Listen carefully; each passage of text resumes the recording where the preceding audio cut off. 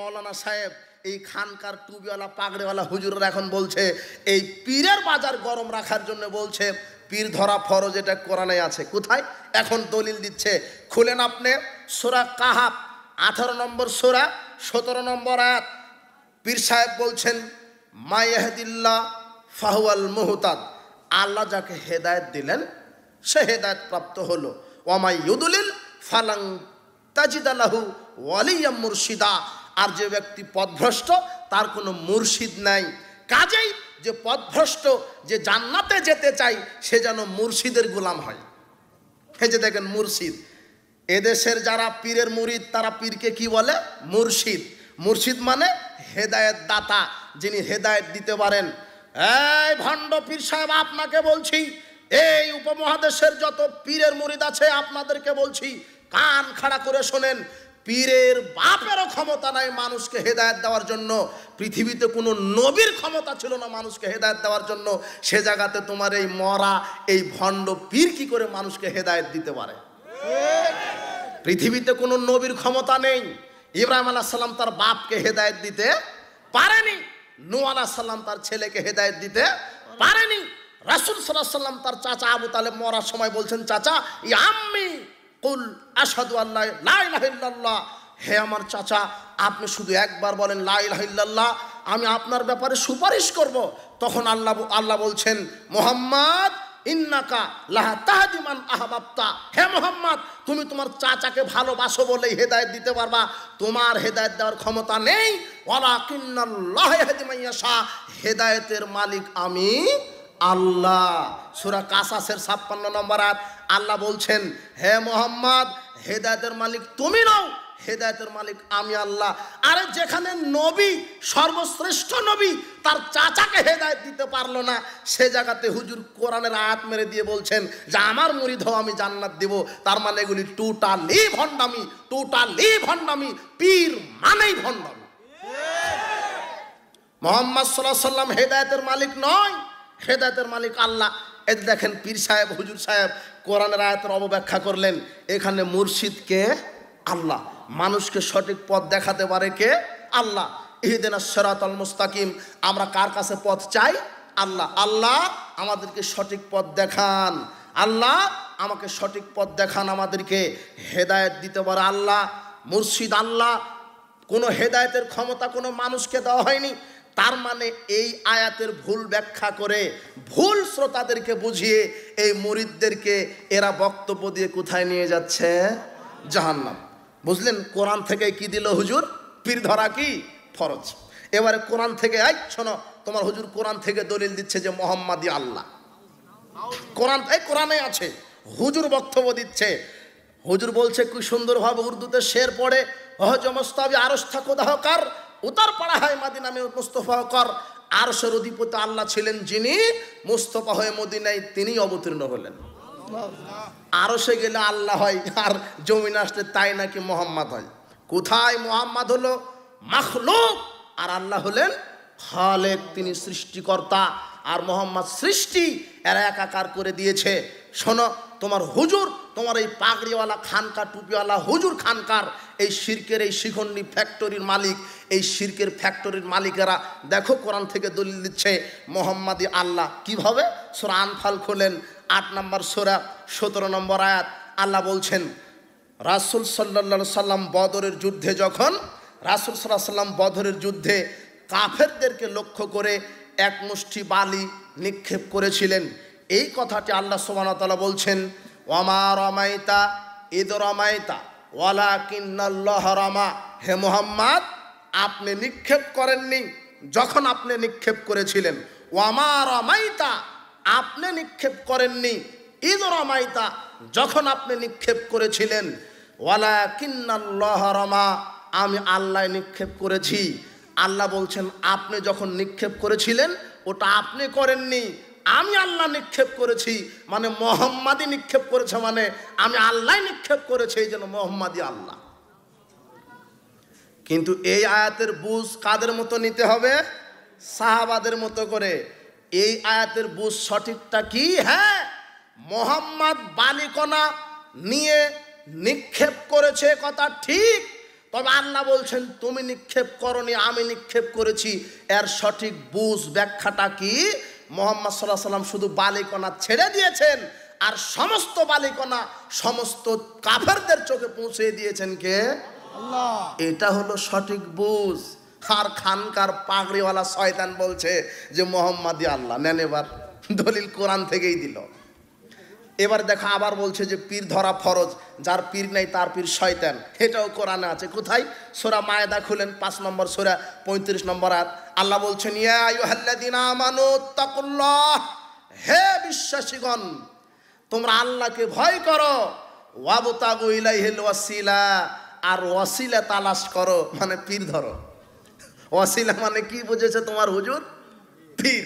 ওয়াসিলা মানে খানকার পাগড়িওয়ালা শয়তান কি বুঝেছে? পীর। তো এই আয়াত বুঝতে হবে পীরের মতো করে না রাসূল সাল্লাল্লাহু আলাইহি ওয়াসাল্লাম সাহাবায়ে কেরাম যেটা। দেখেন কোরআন দিয়েই শ্রোতাকে পথভ্রষ্ট করছে। আল্লাহ বলছেন কোরআন পড়েই মানুষ পথভ্রষ্ট হবে, কোরআন পড়েই হেদায়েত পাবে। তো কোরআন আমার মতো করে বুঝলে হবে না, কোরআন বুঝতে হবে সাহাবাদের মতো করে। বুঝেননি কথা? হুজুর নিজে বলছেন ওয়াবতাগু ইলাইহিল ওয়াসিলা, তোমরা ওয়াসিলা তালাশ করো আল্লাহ বলছেন। আর হুজুর ফতোয়া মারা দিলেন ওসিলা মানে পীর ধরো। এই ওসিলা মানে কি? এখন আপনি খুলেন বুখারী 2217 নম্বর হাদিস।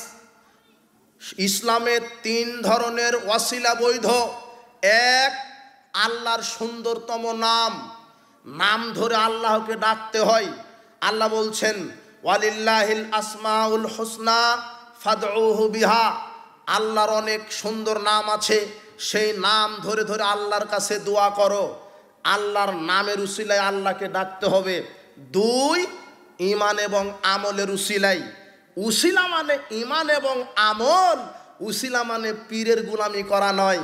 এটাই হলো সাহাবাদের বুঝ। উসিলা মানে ঈমান এবং আমল, আল্লাহর সুন্দরতম নাম। ওসিলা মানে ঈমান এবং আমল। 2217 নম্বর হাদিস সহিহ বুখারী।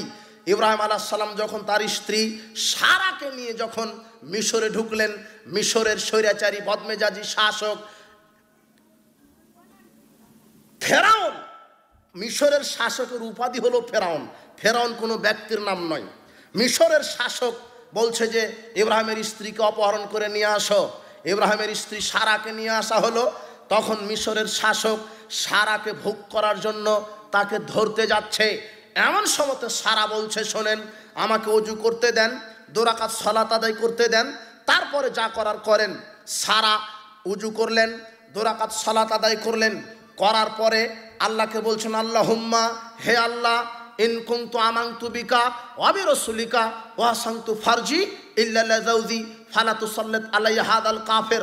প্রতিপালক, আমি যদি তোমার উপরে ঈমান আনি আর তোমার নবীর উপরে যদি বিশ্বাস করি, আর আমার সতীত্ব যদি ইব্রাহিমের, আমার সতীত্ব যদি স্বামী ছাড়া কাউকে ভোগ করতে না দিই, এই 3টা কথা যদি সঠিক হয়, আল্লাহ তোমার প্রতি ঈমান, তোমার নবী ইব্রাহিমের প্রতি ঈমান, আর আমার সতীত্ব আমার স্বামী ছাড়া কাউকে যদি ভোগ করতে না দিই, এই 3টা কথা যদি সঠিক হয়, ফালা তুসাল্লাত আলাইয়া হাদাল কাফির, তাহলে তুমি এই কাফেরকে আমার উপরে বিজয় করো না।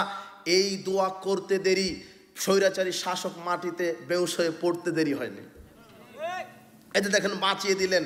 কই সারা কি বলেছে ইয়া গাউসুল আজম সাইয়ান লিল্লাহ, হে পীর সাহেব আমাকে রক্ষা করো?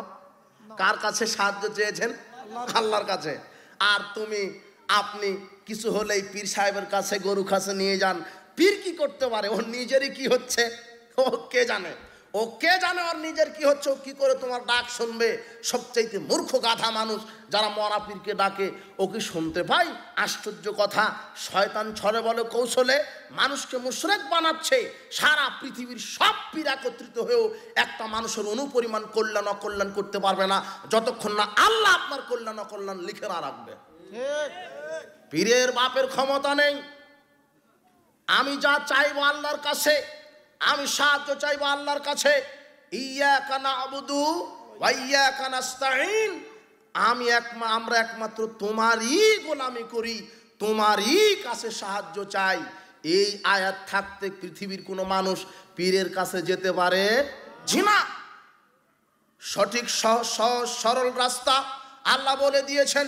বলছিলাম যেই দেশের পাগড়িওয়ালা খানকার হুজুরেরা কোরআনকে অপব্যাখ্যা করছে, এরাই হলো মূর্খ দায়ী, পথভ্রষ্ট দায়ী।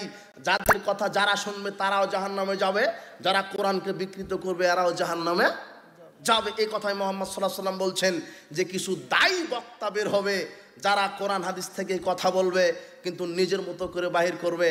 তাই তো বলছে যে আল্লাহর ধন নবীকে দিয়ে আল্লাহ নাকি গায়ে হয়ে গেছেন, নবী নাকি খাজাকে দিয়েছেন, এবার নবীও গায়েব। এখন আল্লাহও ফকির, নবীও ফকির, এখন নাকি পীরের কাছেই চাইতে হবে। এটা কি হয়? এটা কি হতে পারে? জাহান্নামের দিকে নিয়ে যাওয়ার জন্য কিছু বক্তা বাইর হবে, যেই বক্তা মানুষকে জাহান্নামে নিয়ে যাবে। হুযায়ফা অবাক, বলেন কি আল্লাহ রসুল? আরে আপনি বলছেন কি জাহান্নামে নিয়ে যাওয়ার জন্য দায়ী বের হবে? দুআত, বহু বচন, বক্তাগণ, দায়ীগণ। দায়ীকে যারা কোরআন হাদিস থেকে মানুষকে কি দেয়? দাওয়াত দেয়। যারা কোরআন হাদিস থেকে মানুষকে দাওয়াত দেয় তারা হলো দায়ী, দুআত, দায়ীগণ বের হবে যারা মানুষকে জাহান্নামের দিকে নিয়ে যাবে। মান আজাবাহুম ইলাইহা কাযাফু ফিহা, যারাই বক্তাদেরকে অনুসরণ করবে তাদেরকেই তারা জাহান্নামে নিয়ে যাবে। তখন হুযায়ফা বলছেন, আল্লাহর নবী সিফহুম লানা, আচ্ছা তাদের পরিচয় বলেন তো, তারা কেমন বক্তা হবে, তারা কেমন মাওলানা হবে, তারা কেমন দায়ী হবে, একটু পরিচয় বলেন তো। দেখেন হাদিসটা একেবারে স্পষ্ট, বুখারীর 3606 নম্বর হাদিস। রাসূল সাল্লাল্লাহু বলছেন মানুষকে জাহান্নামের দিকে নিয়ে যাবে বক্তাগণ, আলেমগণ, দায়ীগণ।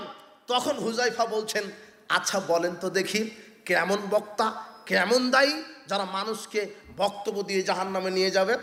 তখন রাসূল সাল্লাল্লাহু বলছেন হুম মিন জিলদাতিনা, তারা হবে মুসলমান, ইয়াতাকাল্লামুনা বিআলসিনাতিনা, তারা কোরআন হাদিস থেকেই কথা বলবে, তারা কোরআন হাদিস থেকেই কথা বলবে। তাদের কথা যারা শুনবে তারাও জাহান্নামে যাবে, আর যে কথা বলছে দায়ী আলেম সেও জাহান্নামে যাবে। এখন কথা স্পষ্ট হয়ে গেল কি ব্যাপার? মাওলানা সাহেব তো কোরআন হাদিস থেকেই কথা বলবে, তারপরেও কি মানুষ ওই মাওলানার কথা শুনে জাহান্নামে যাবে? জি, রাসূল সাল্লাল্লাহু আলাইহি ওয়াসাল্লাম বলছেন মাওলানা সাহেব কোরআন হাদিস থেকেই কথা বলবে, তারপরও কোরআন হাদিস থেকে কথা বলার পরেও ওই মাওলানার কথা যারা শুনবে মানবে তারা জাহান্নামে যাবে। তাহলে মাওলানা সাহেব কিভাবে কথা বলবে? মাওলানা সাহেব কোরআন হাদিস থেকে বলবে ঠিক আছে, কিন্তু কোরআন হাদিসের ব্যাখ্যা দিবেন নিজের মতো করে। কোরআন হাদিসের ব্যাখ্যা দিবে কার মতো করে? নিজের মতো করে। অথচ কোরআন হাদিসের ব্যাখ্যা দিতে হবে সাহাবাদের মতো করে। সাহাবারা যেইভাবে যেই আয়াত বুঝেছেন ওইভাবে ওই আয়াত বুঝতে হবে, মানতে হবে। কিন্তু বর্তমান বিশ্বে মুসলিমদের অবস্থা এত অধপতন কেন? মাওলানা সাহেব নিজের মতো করে কোরআন বোঝাচ্ছে। আপনাকে কয়েকটা দেখাই যে নিজের মতো করে কোরআনের বিকৃত অর্থ নিচ্ছে কিভাবে, দেখেন। আরে পীর ধরা ফরজ, মাওলানা সাহেব বলছে পীর ধরা ফরজ, এটা কোরআনে আছে, কোরআনে আছে। আল্লাহ সুবহানাহু ওয়া তাআলা বলছেন সূরা বাকারা 2 নম্বর সূরা 26 নম্বর আয়াত, আল্লাহ বলছেন ইউদিল্লু বিহি কাসীরা ওয়া ইয়াহদি বিহি কাসীরা। শোনো পৃথিবীর মানুষ, এই কোরআন পড়েই মানুষ হেদায়েত পাবে, এই কোরআন পড়েই মানুষ পথভ্রষ্ট হবে। বলেন তো, কোরআন তো হেদায়েতের জন্য এসেছে, কিন্তু কোরআন পড়ে মানুষ কিভাবে আবার পথভ্রষ্ট হয়? তার মানে কোরআন পড়বে ঠিক, কিন্তু ব্যাখ্যা বিকৃত করবে নিজের মতো করে। কোরআন পড়বে ঠিক, কিন্তু বুঝতা নেবেন শয়তানের মতো করে, রাসূল সাল্লাল্লাহু আলাইহি ওয়াসাল্লাম সাহাবাদের মতো করে নয়। আল্লাহ সুবহানাহু ওয়া তাআলা বলছেন এই কোরআন পড়েই মানুষ হেদায়েত পাবে, হেদায়েত প্রাপ্ত হবে। এই কোরআন পড়েই মানুষ পথভ্রষ্ট হবে। তার এখন দলিল,